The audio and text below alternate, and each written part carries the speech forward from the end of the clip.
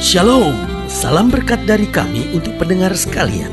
Saat ini pendengar akan diberkati dengan program Hari Ini Harinya Tuhan bagian yang ke-8. Sebuah program rohani tentang doktrin Alkitab yang menolong kita untuk semakin tertanam dalam kebenaran firman dan bertumbuh dalam kemuliaan. Bersama hambanya, Pendeta Gilbert Lumwendong, STH. Banyak orang merasa doktrin Alkitab sebagai sesuatu yang membingungkan. Tetapi tahukah saudara bahwa doktrin Alkitab intinya adalah memahami Alkitab dengan benar, dengan pemahaman yang sistematis, sehingga kita terus dapat tertanam di dalam kebenaran firman, sehingga kita terus bertumbuh di dalam kemuliaan Allah. Buka hati saudara sekalian untuk menerima berkat-berkat firman-Nya hari ini. Kegembiraan bukanlah sekedar suasana hati, tetapi kegembiraan adalah keputusan hati kita. Apakah saya mau bergembira ataukah saya mau menangis? Apakah saya mau bersuka cita ataukah saya mau menyimpan kekecewaan? Itu sangat bergantung dengan keputusan hati kita. Sebab kalau hati kita mengambil keputusan, saya mau bergembira. Masalah boleh ada, persoalan boleh ada, tantangan boleh ada, kekecewaan boleh ada, tapi saya tetap akan bergembira. Karena saya tahu di dalam kegembiraan itu, di situ terletak kekuatan kita. Haleluya. Saudaraku yang kasih dalam Tuhan, selamat datang dalam program kita hari ini, Harinya Tuhan. Sebuah program rohani yang mengajar kita untuk hidup takut akan Tuhan, membawa kita lebih mencintai Alkitab kita, membawa kita untuk menggali Alkitab kita lebih dalam. Karena kita tahu, seringkali kita mengerti bahwa kuasa Alkitab itu sangat luar biasa, tapi kita gak pernah membacanya. Kita mulai berkata, saya tidak mengerti.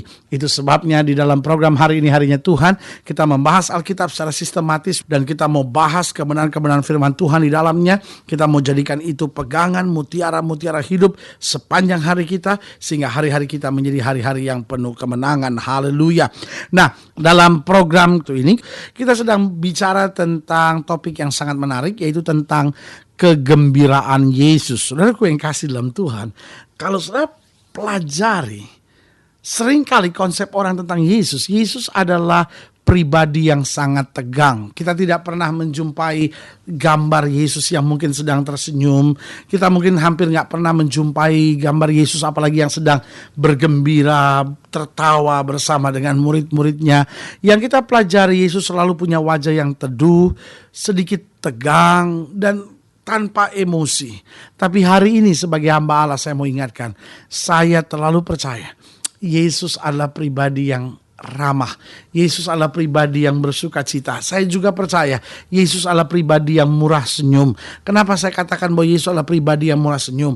Alkitab bicara tentang anak-anak yang datang mencari Yesus. Saya percaya anak-anak belum terlalu tahu siapa itu Yesus. Saya percaya anak-anak belum terlalu kenal apa mujizat-mujizat yang dikerjakan oleh Yesus. Tapi kenapa anak-anak mencari Dia? Saya percaya karena di depan anak-anak itu mereka lihat pribadi yang ramah, pribadi yang tersenyum. Karena kalau saudara pelajari psikologi anak, saudara tahu bahwa anak-anak itu senang dengan orang-orang yang suka tersenyum, orang-orang yang ramah, orang-orang yang hangat. Nah, saudaraku yang kasih dalam Tuhan, maka saya percaya Yesus pun adalah Tuhan yang bergembira. Yesus adalah Tuhan yang bersuka cita. Alkitab berkata apa? Tuhan Allahmu ada di antaramu sebagai pahlawan yang memberi kemenangan. Dia bergirang karena engkau bersuka cita. Saya percaya Allah kita adalah Allah yang bisa bersorak. Yesus kita adalah Yesus yang bisa bersuka cita, bergembira. Nah, hanya pertanyaannya, alasan apakah yang membuat Yesus bergembira? Mungkin alasannya berbeda dengan kita. Biasa sudah bergembira karena naik gaji misalnya, atau sudah bergembira karena apa yang sudah harapkan terjadi. Nah, kita sekarang mau lihat apa sebetulnya alasan kegembiraan Yesus. Kita lihat pada Lukas pasal 10, Lukas pasal 10 ayat yang ke-21 sampai 24. Pada waktu itu juga bergembiralah Yesus dalam Roh Kudus. Nah, pertanyaannya pada waktu apa? Pada waktu ke-70 orang muridnya kembali dan melaporkan segala pelayanan yang luar biasa di mana setan-setan takluk kepada mereka dalam pelayanan. Nah, pada waktu itu juga kata Alkitab, bergembiralah Yesus dalam Roh Kudus dan berkata, aku bersyukur kepadamu Bapa, Tuhan langit dan bumi, karena semuanya itu engkau sembunyikan bagi orang bijak dan orang pandai, tetapi engkau nyatakan kepada orang kecil. Ya Bapa, itulah yang berkenan kepadamu.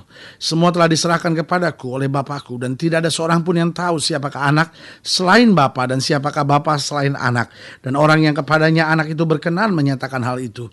Sesudah itu berpalinglah Yesus kepada murid-muridnya tersendiri dan berkata, berbahagialah mata yang melihat apa yang kamu lihat, karena aku berkata kepada kamu, banyak nabi dan raja ingin melihat apa yang kamu lihat, tetapi tidak melihatnya, dan ingin mendengar apa yang kamu dengar, tetapi tidak mendengarnya. Haleluya. Saudaraku yang kasih dalam Tuhan, ayat ini berbicara sangat jelas sekali. Pada waktu itu juga bergembiralah Yesus dalam Roh Kudus. Berarti kegembiraan Yesus berbeda dengan kegembiraan banyak orang. Kegembiraan banyak orang seringkali kegembiraan daging, kegembiraan duniawi, karena kepentingannya tercukupi. Tetapi saudaraku yang kasih dalam Tuhan, kegembiraan Yesus ditegaskan di sini, bergembiralah Yesus oleh dan di dalam Roh Kudus. Berarti kegembiraan Yesus berhubungan sekali dengan kehadiran Roh Kudus, dengan kuasa Roh Kudus, serta pekerjaan Roh Kudus. Nah, saudaraku yang kasih dalam Tuhan, dari ayat bacaan ini minimal beberapa hal kita bisa tarik pelajaran yang indah. Yang pertama, Yesus bergembira ketika melihat murid-muridnya melayani dengan keberhasilan. Yesus bergembira ketika dia melihat murid-muridnya bukan hanya duduk, bukan hanya terima, tetapi mulai melayani.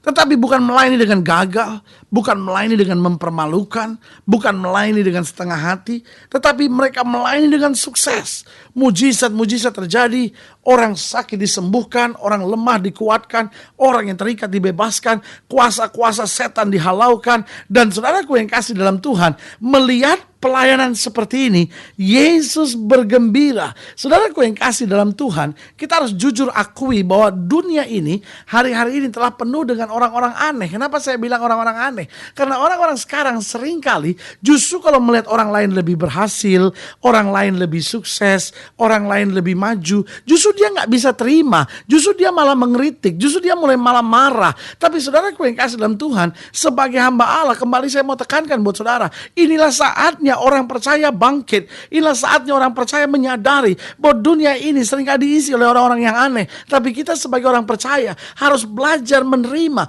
Orang lain boleh lebih sukses, kita bersyukur. Orang lain boleh lebih maju, kita dorong. Orang lain lebih berhasil, kita harus tahu bersyukur, kita bisa beri selamat kepadanya dan berkata, aku bangga lihat keberhasilan kamu, aku doakan supaya kamu tetap lebih maju dan menyadari kasih setia Tuhan. Lihat saudaraku yang kasih dalam Tuhan, Yesus bergembira ketika murid-muridnya melayani. Berarti kalau kita mulai melayani, kita sudah terima anugerah Tuhan, kita sudah merasakan segala kebaikan Tuhan, lalu kita mau buat sesuatu buat Tuhan, kita tinggalkan kesenangan dosa, kita tinggalkan kesenangan daging, lalu kita bilang, Tuhan saya mau melayani Tuhan dengan sukacita, lalu kita mulai melayani dengan setia, kita mulai melayani seturut dengan firman Tuhan. Kita lihat hasil yang luar biasa. Bukan hanya saya bersyukur, tetapi saya tahu Yesus, saya bergembira karena dia tahu anaknya yang lemah ini, anak yang tadinya hidup dalam dosa, sekarang sudah mulai menyadari kuasa Allah, mulai menyadari berkat-berkatnya, mulai menyadari kemenangan-kemenangannya, dan saya alami, saya terima. Yesus bergembira. Saudaraku yang kasih dalam Tuhan, dengan lain kata saya berani bilang bahwa Yesus dalam tanda petik, Yesus sedih ketika melihat kita sudah terima banyak tapi masih egois dan gak mau berbuat apa-apa. Yesus dalam tanda petik sedih kalau kita sudah terima banyak dari Tuhan, lalu kita menjadi orang yang gak mau berbuat sesuatu, gak mau berkorban sesuatu, gak mau bertindak sesuatu. Kita hanya pikirin kepentingan diri kita, bahkan hidup dalam dosa. Saudaraku yang kasih dalam Tuhan, sebaliknya Yesus bergembira ketika murid-muridnya melayani dan melayani di dalam kehendak Tuhan dan melihat keberhasilan yang luar biasa. Haleluya. Yang kedua, Yesus bergembira ketika orang-orang kecil, orang-orang sederhana dapat melihat kuasa yang besar. Lihat ayat yang ke-21. Dikatakan apa? Ayat ke-21 bilang, pada waktu itu juga bergembiralah Yesus dalam Roh Kudus dan berkata, aku bersyukur kepadamu Bapa Tuhan langit dan bumi, karena semuanya itu engkau sembunyikan bagi orang bijak dan orang pandai, tetapi engkau nyatakan kepada orang kecil. Ya Bapa, itulah yang berkenan kepadamu. Berarti yang kedua, Yesus bergembira ketika orang-orang kecil, orang-orang sederhana bisa melihat kuasa yang besar. Orang-orang yang tadinya nggak punya apa-apa, lalu karena berharap pada Yesus, berharap kepadanya, boleh melihat perkara yang besar. Karena saudaraku yang kasih dalam Tuhan, dunia hari-hari ini sedang coba menyingkirkan orang-orang kecil, sedang coba menghabisi orang-orang sederhana, sedang mau menolak orang-orang bodoh. Karena dianggap, oh ini sampah masyarakat, ini hanya bikin susah saja. Tapi Alkitab berkata Yesus datang untuk mencari dan menyelamatkan yang hilang. Bahkan orang yang bodoh akan dipakai Tuhan untuk mempermalukan orang yang pandai, kata Alkitab. Bahkan Tuhan akan pakai orang lemah untuk mempermalukan orang yang kuat. Berarti maksud saya di sini, Alkitab jelas mau bilang, kalau kita merasa lemah, kalau kita merasa gagal, kalau kita merasa nggak mampu, kita berjalan bersama Kristus, kita pasti akan melihat hal-hal yang dahsyat dan luar biasa. Haleluya. Yang ketiga, Yesus bergembira ketika murid-muridnya dapat mengalami hal-hal yang dahsyat dan luar biasa. Coba lihat ayat yang ke-23 sampai 24. Ayat yang ke-23 dan 24 dikatakan, sesudah itu berpalinglah Yesus pada murid-murid tersendiri dan berkata, berbahagialah mata yang melihat apa yang kamu lihat. Karena aku berkata kepada kamu, banyak nabi dan raja ingin melihat apa yang kamu lihat, tapi tidak melihatnya, dan ingin mendengar apa yang kamu dengar, tapi tidak mendengarnya.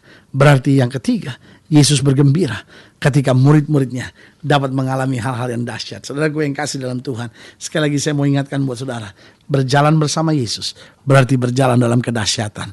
Berjalan bersama Yesus berarti berjalan dengan pengalaman-pengalaman yang luar biasa. Selama kita berjalan bersama dengan Yesus, kita gak akan pernah bisa menghitung apa saja yang kita alami, apa saja yang akan kita lihat. Karena perjalanan bersama Yesus adalah perjalanan yang sangat dahsyat dan luar biasa. Persoalannya, pertanyaan sederhana harus kita tanyakan pada diri saya sendiri.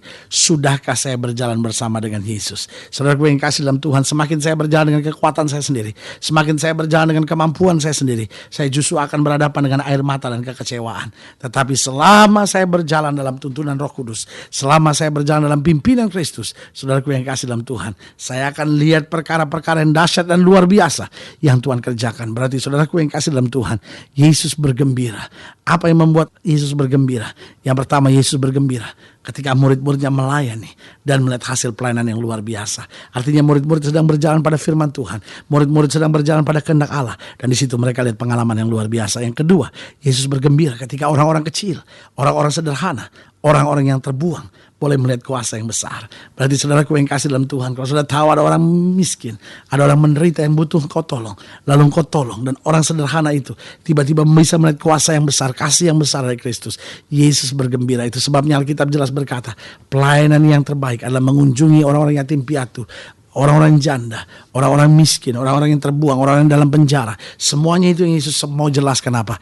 Orang-orang yang gak punya kekuatan apa-apa, ketika kita kuatkan, di situ ada berkat khusus buat kita. Haleluya. Dan yang ketiga, apa yang membuat Yesus bergembira? Yesus bergembira ketika murid-muridnya dapat mengalami hal-hal yang dahsyat. Kenapa? Karena dia sudah bayar harganya di atas kayu salib. Berarti waktu kita mengalami, dia berkata, apa yang sudah kubayar, engkau menikmatinya. Saudaraku yang kasih dalam Tuhan, saya percaya Yesus adalah Tuhan yang mau bergembira melihat hidup saudara. Biarlah setiap kita boleh menyadari bahwa Tuhan bergembira melihat hidup saya. Jangan sampai ada seorang pun yang hari ini berkata, jangan-jangan Yesus bersedih melihat hidup saya, karena Tuhan sudah buat banyak tapi saya masih hidup dalam dosa.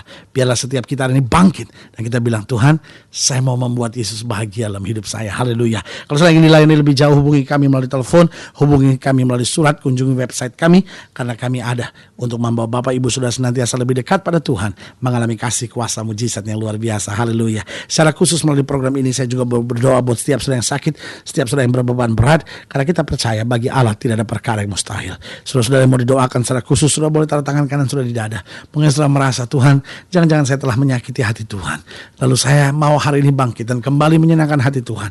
Taruh tangan kananmu di dada dan saya mau doa. Bapa, dalam nama Yesus, hamba doa buat yang sakit, hamba doa buat yang berbeban berat, hamba doa buat mereka yang sedang ada dalam pergumulan, hamba doa buat setiap mereka yang sedang menghadapi tantangan-tantangan berat dalam kehidupannya. Bapa, hamba berdoa di dalam nama Yesus, Tuhan jamah mereka yang mungkin hari-hari ini menyadari bahwa kami menyakiti Tuhan dengan segala tingkah laku perbuatan kami. Bapa, hamba doa dalam nama Yesus, ubahkan hidup kami sehingga mulai hari ini kami berjalan dan menyenangkan hati Tuhan. Di dalam nama Yesus kami berdoa. Haleluya. Amin. Saudaraku yang kasih dalam Tuhan, kita sudah berdoa. Imani apa yang sudah kita doakan, karena Tuhan kita tidak pernah lalai menepati janjinya. Haleluya. Doa saya menyertai saudara. Kuatkan hati saudara di dalam Tuhan senantiasa. Bangkitkan iman saudara, tetap bersemangat, bersuka cita, karena kita tahu Yesus kita hidup dan tidak pernah mengecewakan kita. Haleluya.